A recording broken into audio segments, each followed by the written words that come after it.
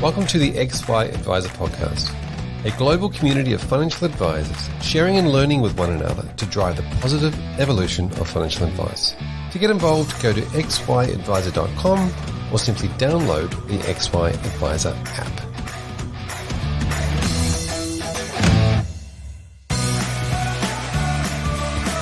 This series is brought to you by Super Guardian, a specialist self-managed super fund administrator known for their client-centric approach to their full-service solution. If you need SMSF support or CPD, check out the Knowledge Centre or sign up for Super Guardian updates at superguardian.com.au.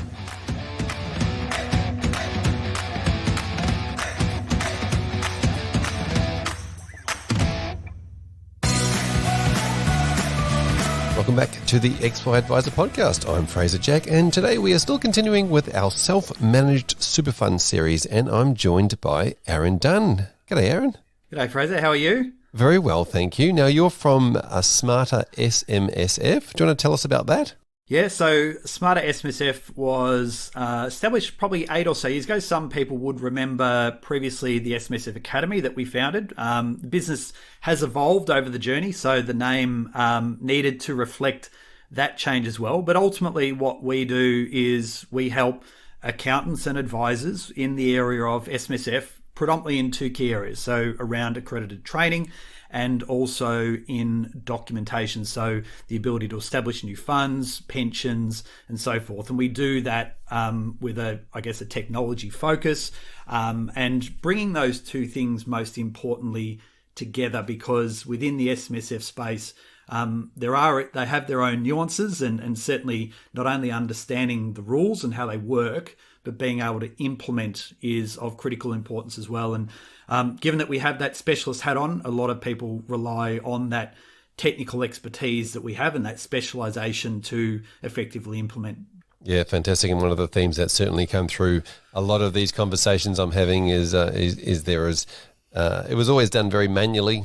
And the better that the technology can make things, simpler and easier, and also the training part, the training part from the members, the trustees, the advisors, all the other professionals around the outskirts of it, not just planning. So fantastic, great to chat to you. Now, tell us about your how did you get into this? Tell us about your journey. Yeah, so fell into it, I guess. Back in the mid 90s, so showing my age, and those are old enough and remember they were called excluded funds back then. So self-managed super funds as an industry didn't exist until 1999. So so I started out as just a graduate accountant, so CPA by trade now, and but worked within a business that was a practice that had both accounting and financial advice into it, and ultimately morphed into what was known as Snowball Financial Group. And then that opened up a whole range of opportunities, more specifically in the SMSF space, where over a period of 10 or so years, we created quite a sizable SMSF business that supported a network of advisors right around the country. So from that, I was sort of going on this journey of change each and every year, because we would see acquisitions in the business. All of a sudden, I would be doing trips to Sydney regularly, and then we'd have advisors in Perth and Queensland. And there was this technical, service and need for information. And then we would naturally pick up a whole range of SMSF work off the back of that. And to the point where we ended up building a specialist division out, and I became the head of SMSF in that organisation. And then it was around the superannuation system review in about 2009, 2010 that I actually started writing a blog myself. And the chair of that super system review, Jeremy Cooper, sought me out for a discussion and obviously for some of the content that I was writing at that point in time on phase 3 of that super system review. Now, to get a meeting request with the chair of a government review is quite challenging in itself. So for me to have a phone call from Treasury asking for me to come in, I rang the CEO of our public company at that time, and he said, "What have you done? Are you in trouble?" And in essence, I said, "No, no, no. I've got a meeting with Treasury and the chair on Tuesday." And he's like, "I'm coming." And I said, "No, you're not." So I don't know how well that went down, but anyway, so I spent a good couple of hours with Jeremy going through a number of things, and they resonated, which was really, really positive. Asked me to make a submission around those things, and fortunately, some of those actually did become law, and a lot of it I spoke about were what I call the bookends of our system, and the fact that we did need to improve the advice process, and we also needed to tidy up the audit component of the industry as well. And here we are today, where we do have regulations around who can actually provide advice and who can actually conduct the audit. Both of those obviously governed by ASIC today. So, so I feel like I did have a bit of a contribution to some of that. Some people may hate me for it as well. But the reality is one of my own personal mantras is to make sure what I do in the SMSF industry each and every year leaves it in a more positive step for it to progress into future years. And I'll continue to do that. And so that sort of took me through to that point in time. And I could see this opportunity to really look at competency and see the industry growing. So took that opportunity to sort of go out on my own, needed to sort of build up to the business as to what it is today, and focused on that training component. But then again, as we've done more and more work, research into the industry, it has evolved, and we've seen that it's fine to be able to train people and know what to do, but it's that effectual implementation that people need.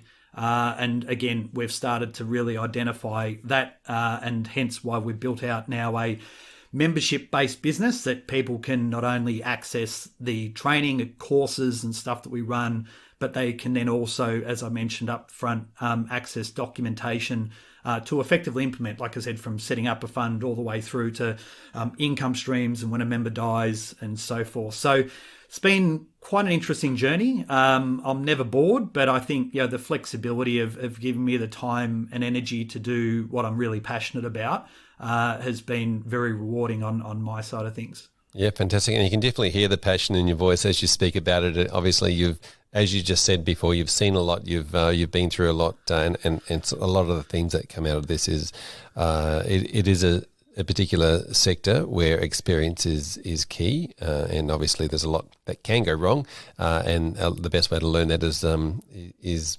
knowing about that to start with, but also from somebody that's been through it before and has made those or seen the mistakes happen and know what to avoid more than what to do. Now, Jeremy Cooper is a great gentleman. We had him on the podcast a few weeks back, so if you haven't heard that episode, go back and have a listen. But I can just imagine your boss waiting for you to go to a government, almost like an inquiry. This is a positive thing. I'm pretty sure they would have been freaking out. Yeah, correct. Yeah, so it was when I got I remember getting the email. I remember it vividly, and the subscriber to the blog post and stuff, and then it was funny because only a couple of years ago, our SMSF conference in Melbourne, I caught up with Jeremy again there, and we had a beer and we got talking about the report, and he said, I've still got a whole bunch of the final reports, paper copies in their plastic and whatever.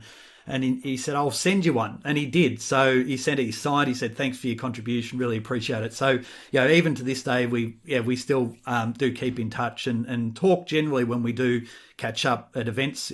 Seems a bit of a long distant memory at the moment, but the reality is that's the case. But it's good to talk to people about what's happening in the industry generally. And I do spend a lot of time trying to interact within the profession and with the regulators and the like, because it's helping not only us to understand where we want it to go, but I think it's important that the regulator needs to as well, because in some instances, they only ever see the bad stuff. They don't really actually get to understand what's happening in practice, and having that interplay between being a practitioner, but also having that technical knowledge and how it should actually look. I think as a profession, the more that we drive the standards that we want, rather than trying to be dictated from us from regulators, I think we're going to be better off in the long term. Yeah, absolutely. It's definitely a hard game creating regulations, and you do it often for masses of people, whereas this particular sector, everything seems to be so personalised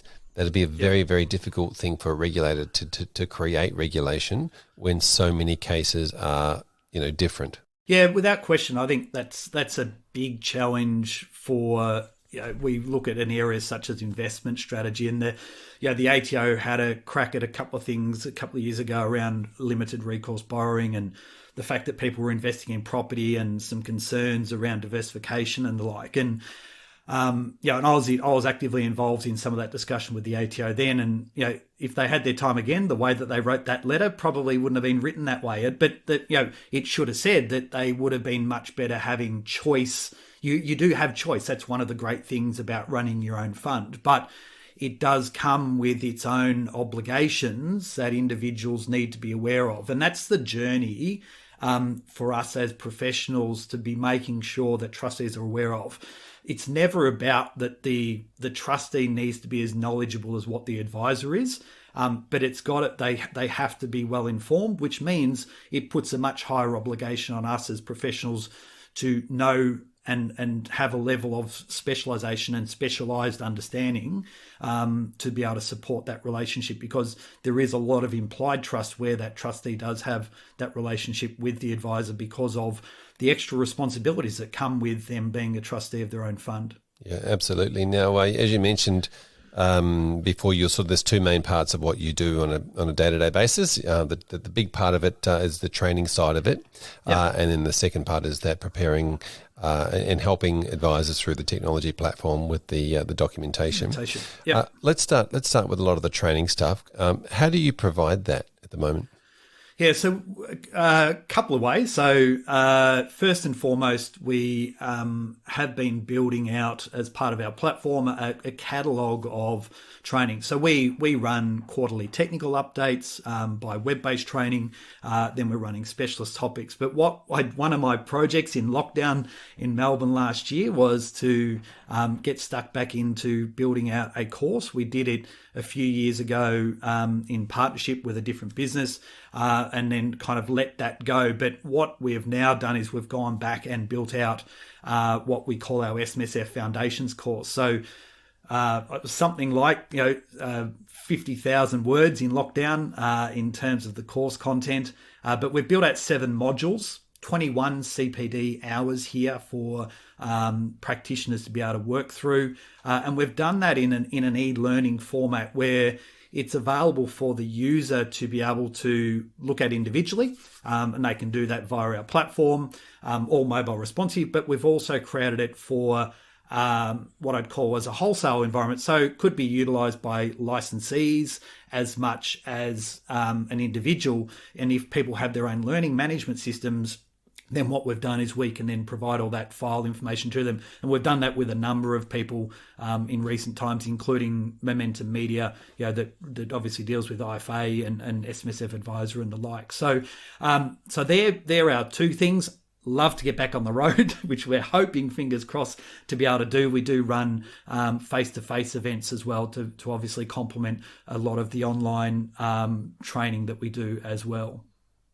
Yes, exactly right. And I love the e-learning concept, and people can consume that content at their own time, on demand, as we call it. So that's fantastic. But you're absolutely right. Getting into a room with a bunch of people, engaging and having that interaction is also very good. And the few, as this goes, as we're talking today, there's been a few events that have taken place in live rooms, and people I think are really starting to embrace that concept again. And I think we've missed it a little bit.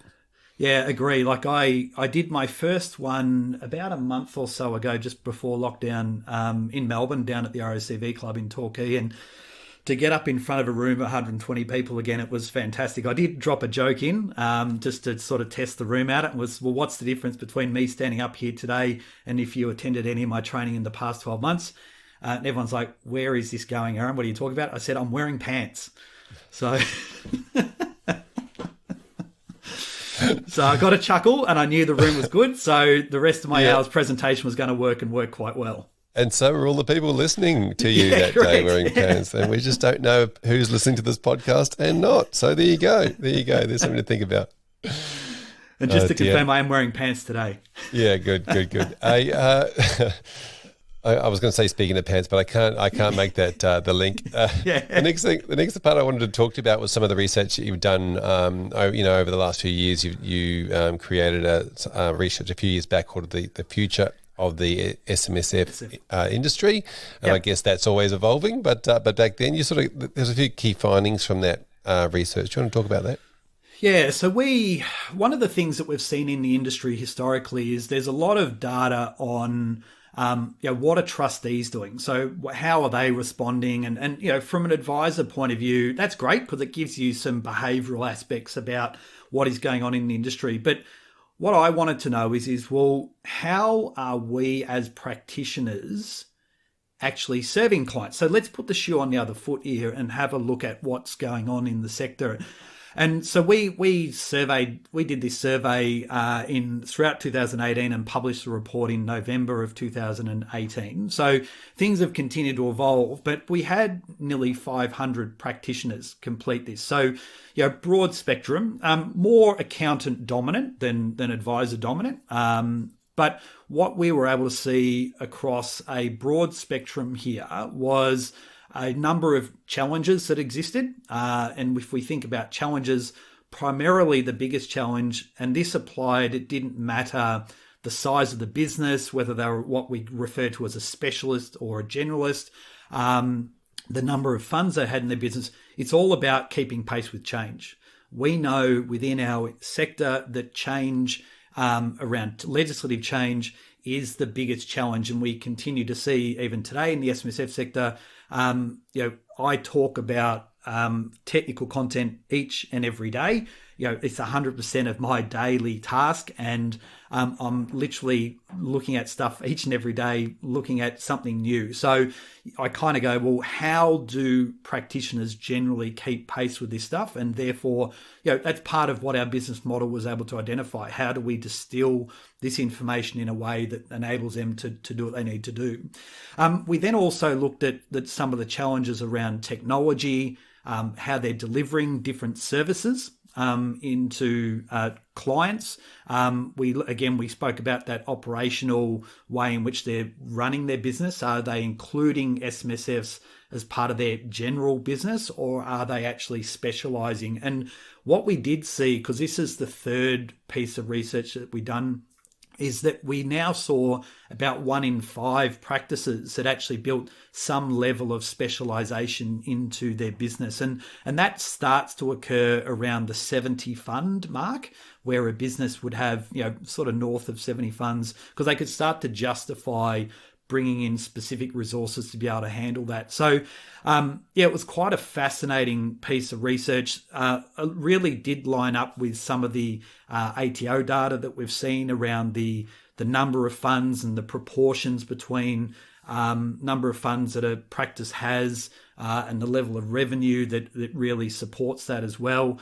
And so forth. So it was fascinating. From there, we were able to then identify off the back of that some of the opportunities that exist for advisors. So from addressing those challenges, and then what is that key success factor to move thereafter. So I get the main thing out of that, what we did see is from a technology front, is we have been reasonable adopters of technology. So cloud has been adopted quite well, but the pace of technology has been far greater than the pace of organizational change. So this was a concept that was introduced in a thing called Martech's Law.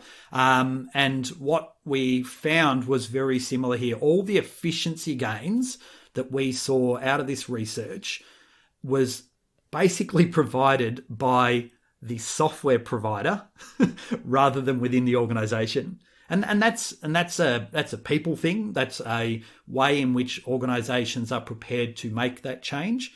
And it's interesting, when I did a presentation at the SMSF National Conference earlier this year, virtually, we went back and looked at that concept. And within the COVID environment, we said, well, what impact has COVID actually had on this concept to Martech's Law? And the reality is we have been quite fortunate as an industry because the adoption of technology and our ability to adapt reasonably quickly due to COVID was a huge factor in us to be able to continue what we do. And what I mean by that is that we were able to, work from home, keep doing what we're doing, have meetings online with clients, and generally keep things going along, whereas a lot of industries weren't clearly able to do that. And that's redefining the way in which we obviously work generally. But we've been able to pivot quite quickly so that we could respond to those needs. And now it's this continued uptake of technology, because the pace of change of technology is not going to change. It's only going to get more and more rapid in terms of what we need. So the way in which we have to respond going forward, it's not just let's change for the sake of COVID and let's revert back. We need to continue to adapt and evolve because technology is going to continue to adapt and evolve as well. Yeah, this has been a really interesting thing during COVID, and I guess it's not just just in one sector. Yeah. It's public in general. We've obviously got the advisors evolving with technology, but we've also got the trustees and the individuals and the members, and let's just face it, consumers generally now all know how to use a QR code, and now they know they've all evolved as well. It's a very different. Every single stakeholder in the process has evolved over that time.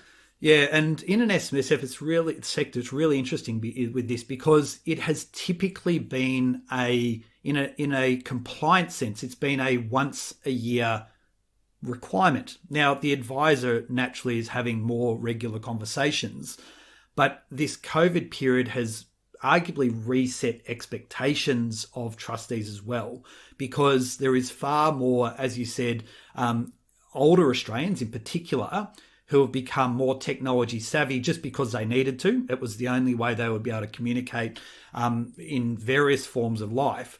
So it's opened their eyes up to what technology can do. So if you've got cloud-based products, which the SMSF industry is really fortunate, the technology that they have is a real even in terms of there's no one organization that has a monopoly or oligopoly exists in our industry because they have proprietary software that is over and above anything else.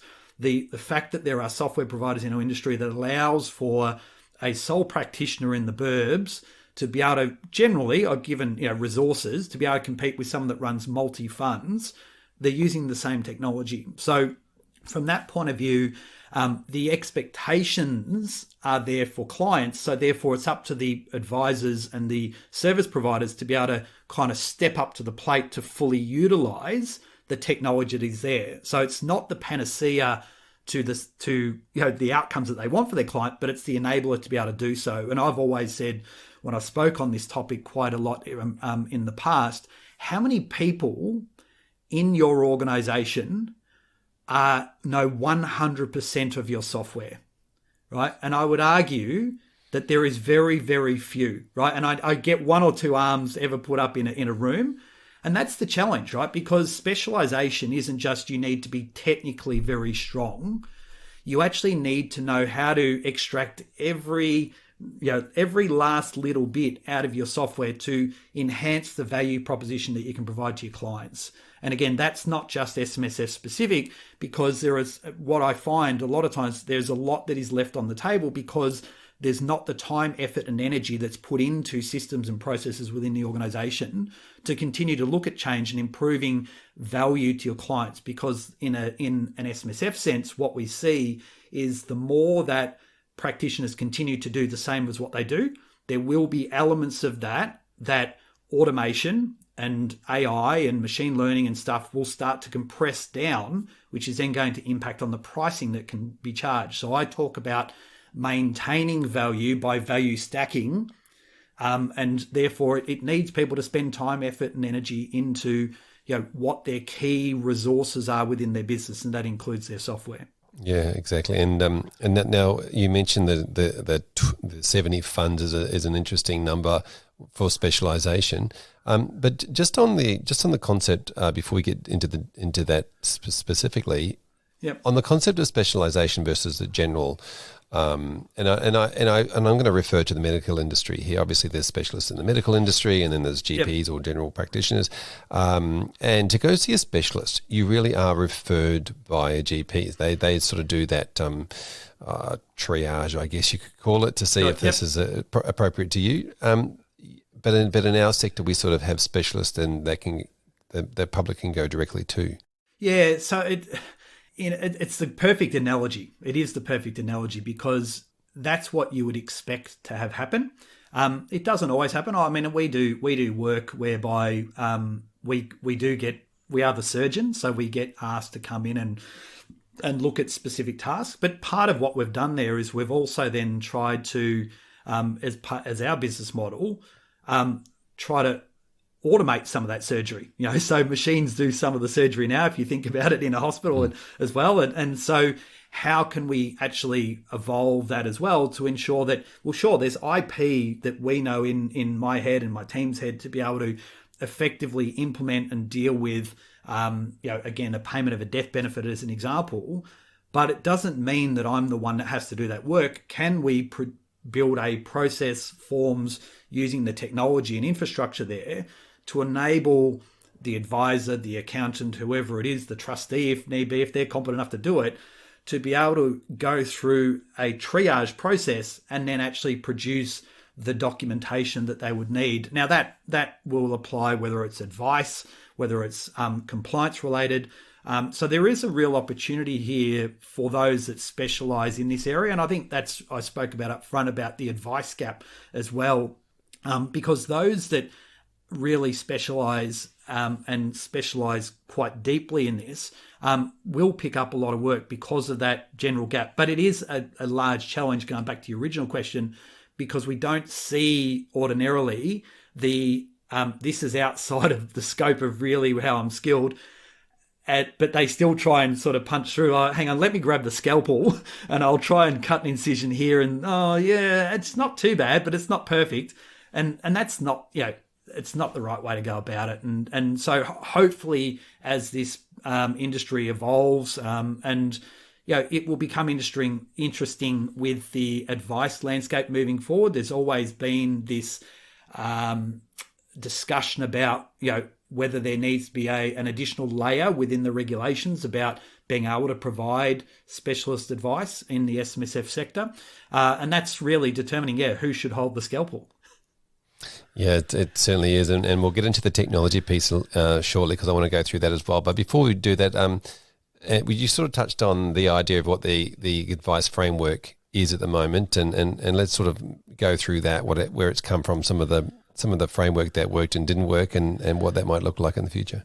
Yeah, so to me, the concept of the limited advice framework clearly hasn't worked. I get the rationale as to why the government wanted to do it.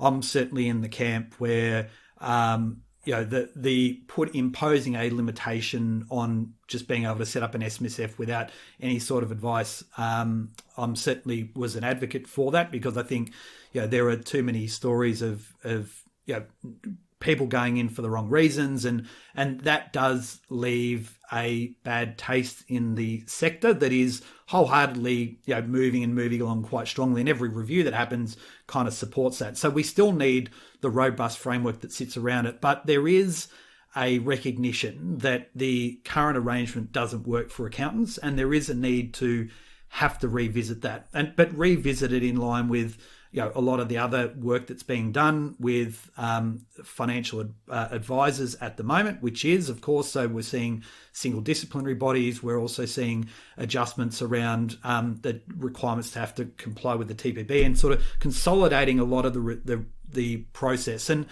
one of the things that I'm a big advocate for going forward is this kind of simplified advice piece for SMSFs. Now, last year with COVID, we saw a legislative instrument being issued by ASIC to allow for a record of advice to be provided for someone that wanted to access the 10K early release. Now, it was not used very much at all because it had limitations on the amount you could charge and so forth.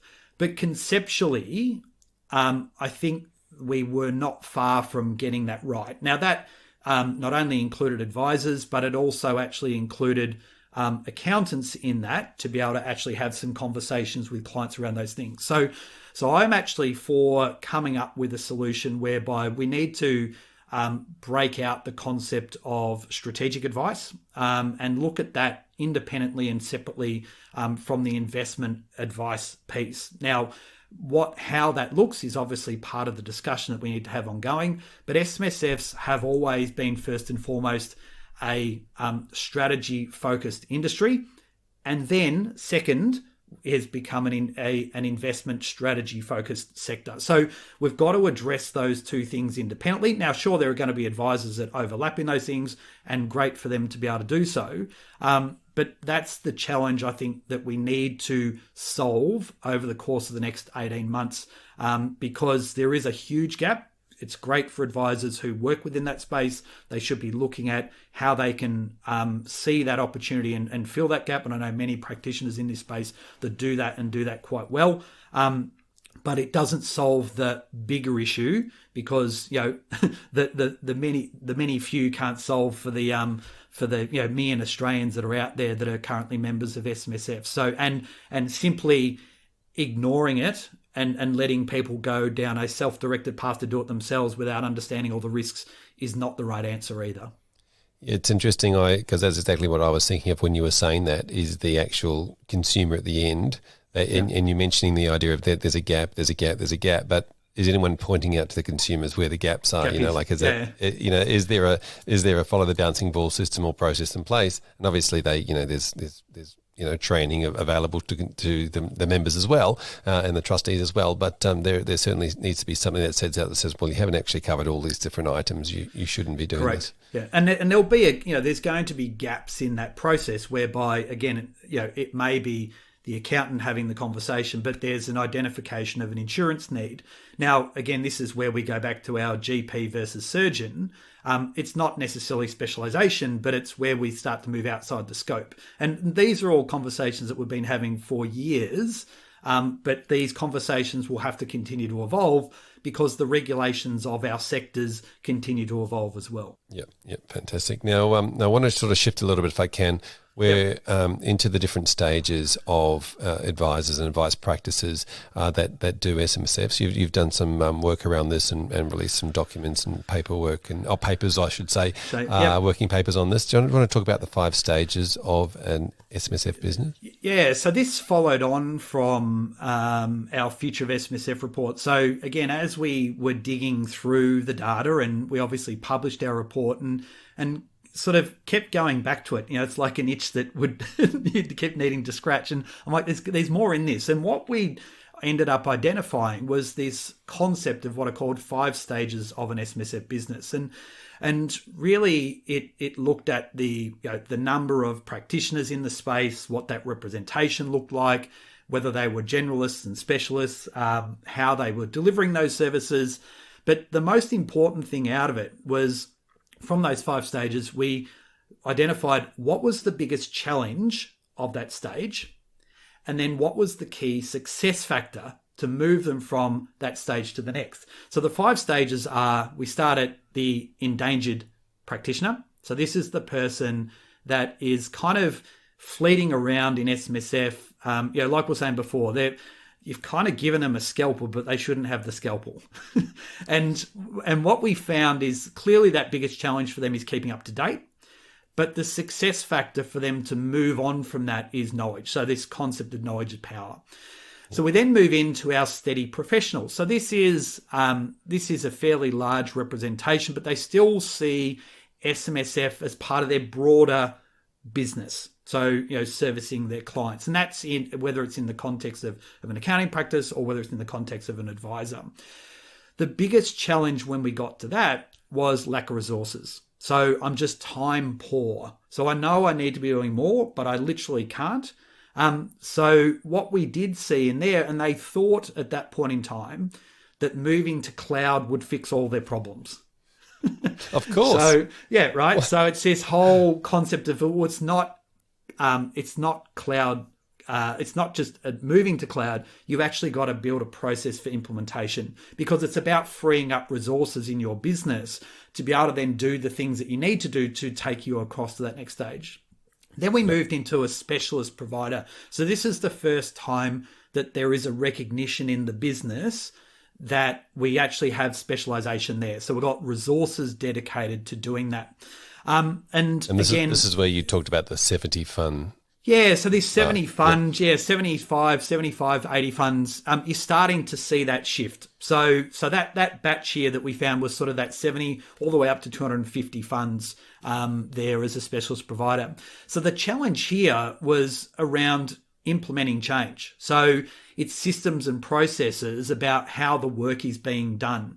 Now, some of it maybe have been forced over the course of the last little bit, but this then requires the success factor is to really get that business process right. So are you servicing your client once a year? Are you servicing them every month? Are you servicing them on a quarterly basis?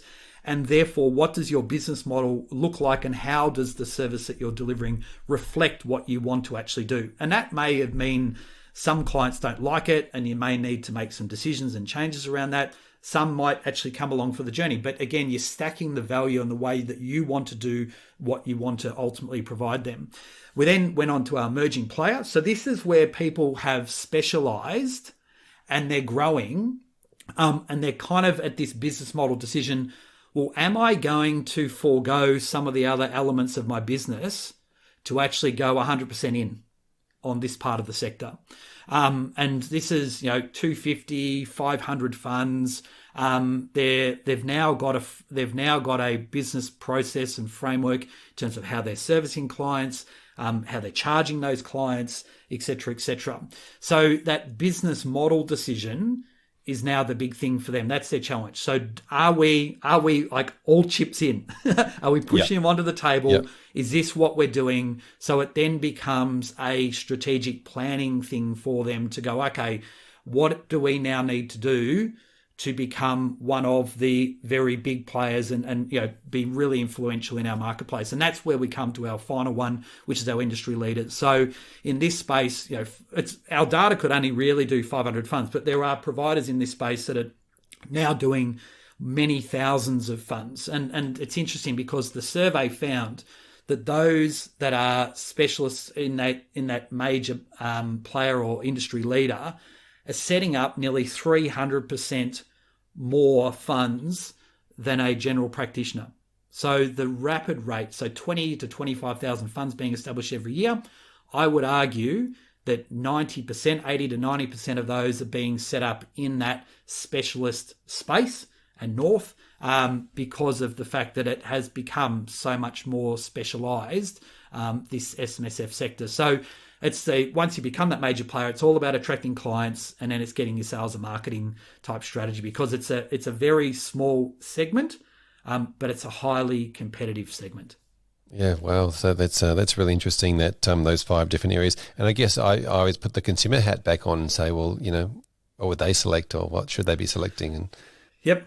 It becomes a pretty, when you break it down like that, it becomes a pretty easy choice if you showed that, if the consumer could see that sort of framework as to why, especially when those larger players embracing the technology, using it to its full extent, being highly competitive in its marketplace on a pricing perspective, but still doing it reasonably efficiently and profitably as well. So so from that point of view, I think that trend is starting to happen because advisors are really starting to partner more with the administrators with that specialization. I think that's a trend that I've seen more and more, as opposed to maybe forming relationships with the general practitioner because of that risk, I guess, that management of, I need to be aware of what's going on from an SMSF related issue, and can that steady practitioner or that endangered practitioner actually answer those questions, or are they doing it right for me, and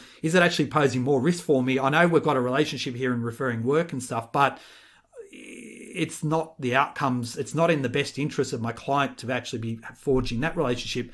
So I'm better off having a look at, from an administration point of view, getting someone that knows their elbow from their armpit to actually ensure that work is done, and done right, and done in a timely fashion. Yeah, fantastic. And, Now, and let's talk. gives me the tools, importantly, as well as the advisor. So that visual cue to be able to see contributions and pensions and all that other stuff, which is typically a feature of what that sort of part of the market provides. Yeah, fantastic. Now, talk to me about the evolution of the technology, because we've sort of you've touched on a few of the things, Yep. In past things that have improved, and which has been great, efficiencies Yep. and effectiveness, and helping advisors with the process and those sorts of things. So, talk to me about how that's evolved, but also tell me about what you think it's going to evolve to in the future. Yeah, so technology is an interesting one because it will, it's been the real game changer in the industry for, the nearly probably a decade nearly now. When you think about in the SMSF space, we've seen service providers start to really focus in on their cloud footprint. So from a software perspective, and as I mentioned, we would now have of the 600,000 funds. At a guess, we're sort of in the mid 400s, so 450 plus thousand of all SMSFs now are utilizing or now have their SMSF on one of 3 or 4 cloud-based compliance technology platforms. So it is very significant, the role that technology has had there. So this level of adoption has been critical to that internally from the accountant point of view, from the advisor point of view, even from the audit point of view. And as I mentioned before, that's really going to play a significant role on the pricing. We've seen a lot of practices move to more fixed billing cycles or fixed fee ways in which that work's being done. In an accountant sense, where it may have previously been done timesheet based, it's not happening that way. Advisors even changing the way quite clearly that they're supporting that as well. So technology, we've kind of seen the first iteration through cloud and the efficiency that's happening. The next iteration here is really going to be that impact that machine learning is going to do. So we are literally at version 1.0 or 1.1 around what that's doing in some of the software providers. So this ability to auto match and auto process transactions and so forth is really going to be quite a significant game changer, where to the extent you'll go, well, is a trustee kind of going to be able to just feed answers into this machine to be able to get a lot of their compliance work done? Doesn't spell the end to advisors and accountants and so forth, but again, it comes back to those practitioners saying, well, what are the areas that I can provide the most value to my clients, and therefore ensure that I continue to have revenue coming into my business. And I refer back to before I made the comment of value stacking. You need to know where you can provide the most value. And if you don't, then you are going to come up against the challenges that technology will present, because you're doing things that a machine can do much easier. And even to the extent that we have seen a globalized workforce in this last 5 or 6 years start to drive pricing down. But the cost of machines and the ability for them to do the work is going to become even cheaper than a globalized workforce at some time in the not too distant future. So it is really being cognizant as professionals about what is happening from a technology and a trends point of view, and continuing to evolve your business model off the back of it. Yeah, fantastic. And it's obviously, the very first step in that savings is efficiencies around the business model, and then that can drive that price reduction and that competitive pressure to keep the price down a little bit, I guess. Yep. AI, again, machine learning, and the more data that comes along with that, I'm expecting sort of over the next few years, 4 or 5 years, then the amount of data available for machines to consume in that space will make them a lot smarter.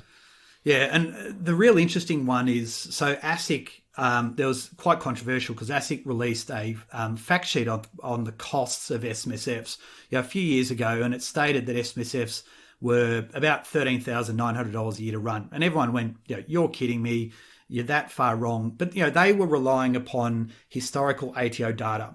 Now, the way that was dispelled was done through the SMSF Association working with providers like BGL, who have the best part of 220,000 funds online, and sharing some of that data to be able to debunk a lot of that stuff. So ASIC has now removed that fact sheet, acknowledged that it was statistically out of kilter. But that's what technology has enabled an industry to do, where I'm guessing BGL, as the example, or Class will be the same. They're going to have over 1 billion transactions running through their platform now, each of them. So the ability to data mine and look at information, and that's why the SMSF Association is working with them to try and build reports and to get people to better understand, based upon more real-time information, to know what is going on. And the more that the association can play that advocacy role, the more that we can, as a profession, be driven on standards and expectations that we want to set, rather than coming the other way, where we do unfortunately see examples of the regulators trying to put mechanisms in to protect consumers, but they're not using data that can really stack up because of the historical nature of the reporting that occurs within a lot of government agencies. Yeah, that's a really interesting point. The more information that we can get, the more it's brought to light, the more factual it becomes, and the more they, as you said, there will always, there's probably always going to be some bad eggs doing the wrong thing in any particular profession or sector.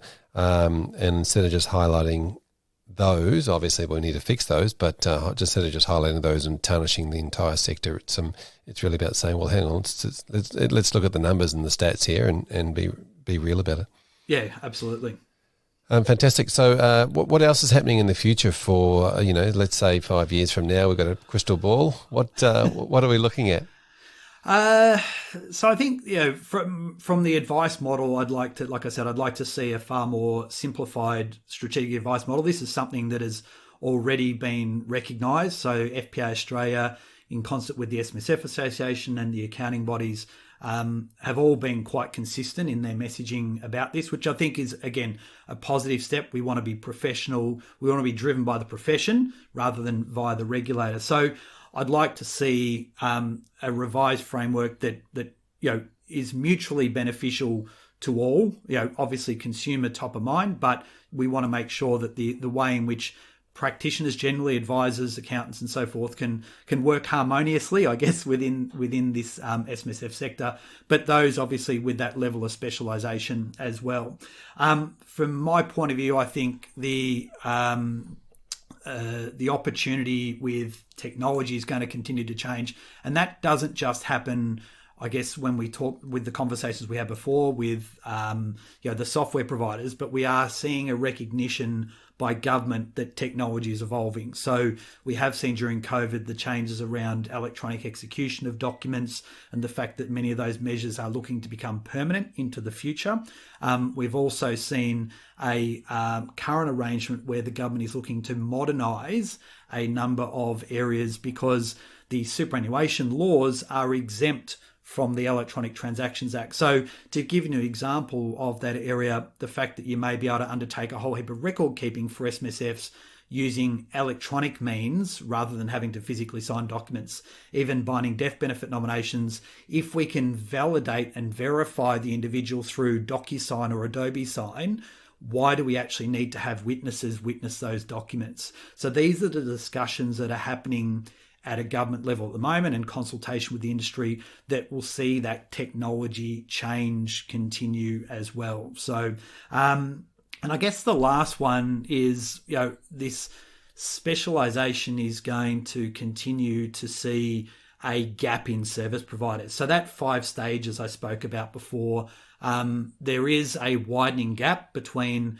the very best and those that aren't really playing to the absolute fullest extent in the industry. And the question will then become at some point in time, well, how do we have to step in and maybe put in another layer of regulation in that space? And that's a challenge to the ATO in that respect, because, as I said earlier on, the SMSF software has been a great equaliser, but there are obligations that some generalists will struggle with that specialists actually thrive on. So again, unless it's done by some sort of market forces, there may need to be some other sort of regulation as well. And what all this means ultimately is that the industry is in good shape, but it provides advisors with an opportunity to understand, again, how their business model works. We are continuing to see younger and younger and younger entrants come into the market.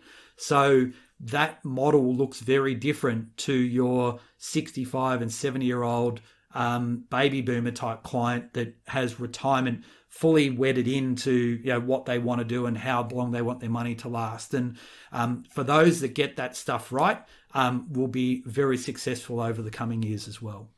Yeah, fantastic. Thank you, Aaron, for coming and sharing all of your wealth of knowledge. Now, Pleasure, tell us, if someone wants to get hold of you, what's the best way?